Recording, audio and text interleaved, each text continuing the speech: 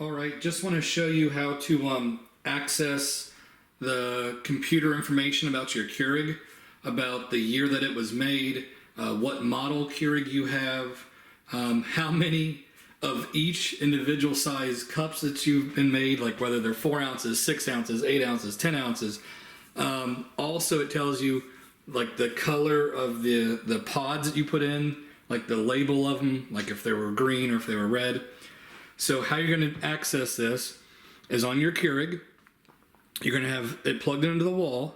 The power's, its power is turned off, so you can see it's not on right now. You put your finger on the screen, and you're going to tap this button 4 times quickly. Oops. There we go. Got it on the second try.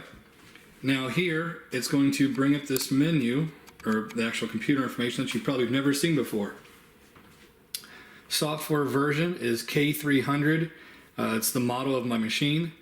It was built May 20 of 2014. From here, you can then push the button again, and it's going to show you the total number of brews. This machine has made 3,118 cups.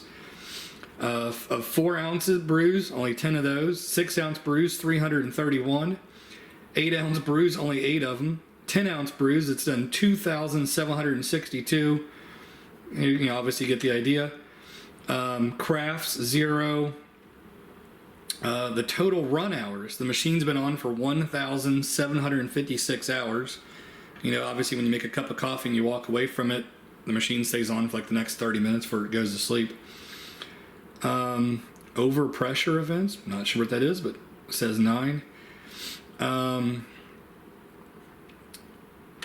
it just gives you this really cool menu. The ink of the cups that you put in through it. 2.0 K-cup packs, red. Correction, failure. But yeah, here's the different amount of K-cups that have different colored labels have gone through it. But anyways, it's just a really cool little hack.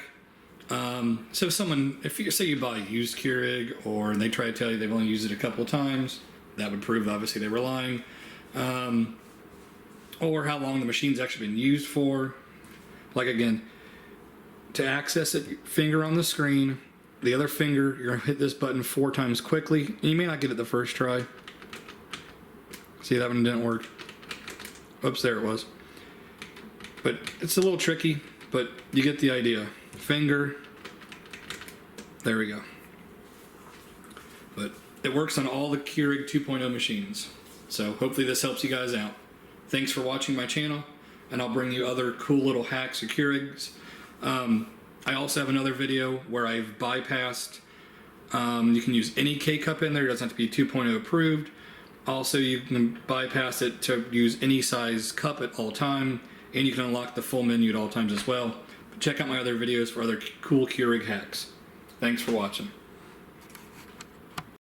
Hey guys, if you liked my video, you can check out other videos right here, just like it. Please hit my subscribe button, and thanks for watching.